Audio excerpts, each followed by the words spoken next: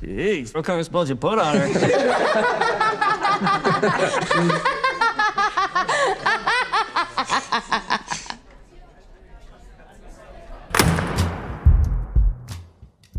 Do you realize how weird it is that society has made parasocial relationships normal?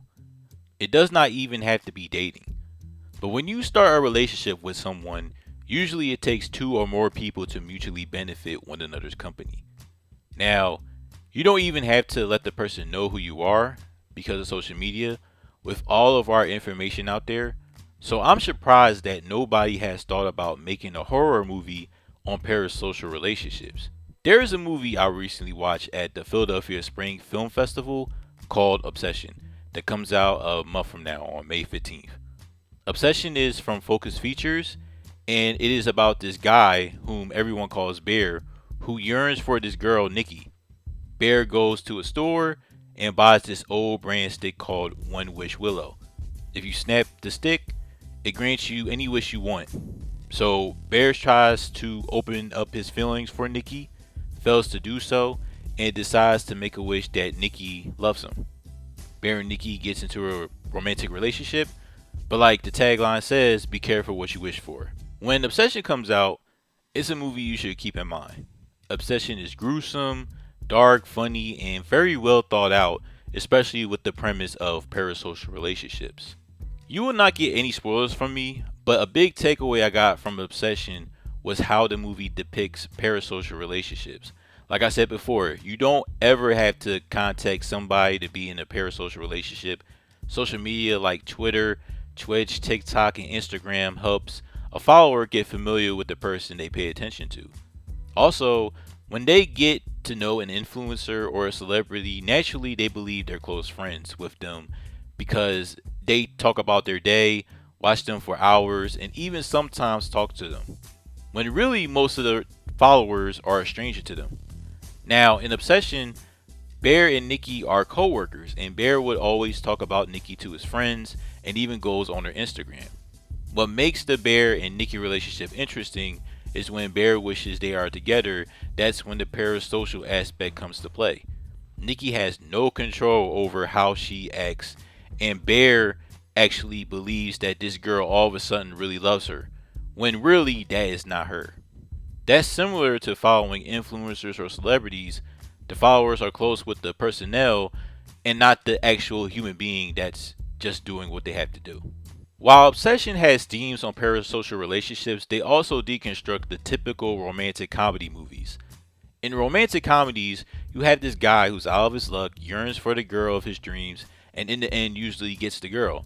Obsession is not the case at all, and it's basically showing how creepy most of the main characters are with these romantic comedies, stalking them and how awkward they act. I'm making it up in my head, but there are a trillion people on the planet. At least 50% you're attracted to, and about 10% like you back. So the person you yearn for is not going to all of a sudden like you. The woman or man that you're pursuing is not going to be perfect and will have flaws. Obsession, Bear finally gets Nikki, but due to his actions, he suffers the repercussions of it, and it also harms the people around him. That's also what you don't see in these romantic comedies, is how the relationship affects their relationship with friends and how it can affect the group. So those are some of the deconstructions I like when it comes to the movie Obsession. Believe me when I tell you, Obsession is very dark and has some of the most gruesome scenes you will see this year so far. Now, depending on how you like your horror, there are levels to how nasty those movies get, because it could be either a PG-13 type of horror or an NC-17 type of horror. Obsession is rated R, but this is as close to NC-17 that you can get. The best way I can describe how nasty Obsession was is the Exorcist type of nasty. There is an instance in the movie where somebody doesn't move for a whole day in their crib, and you can just see how much that person stinks. As far along you watch Obsession, the gruesome scenes get crazier and crazier. Obsession is so dark that it is part of the comedy bit of the movie. Curry Baker, who's the director of the movie, has very mean and bitter scenes that you don't know if it's supposed to be funny or not. The character loses their pet, and they used it as a bit throughout the movie that made me burst out laughing while at the same time feel bad doing it. So just warning you, if you plan on watching Obsession, that it pulls no punches. The absolute MVP of Obsession, besides Carrie Baker, was the Nikki actress Indy Navrati. I hope I'm saying her name right.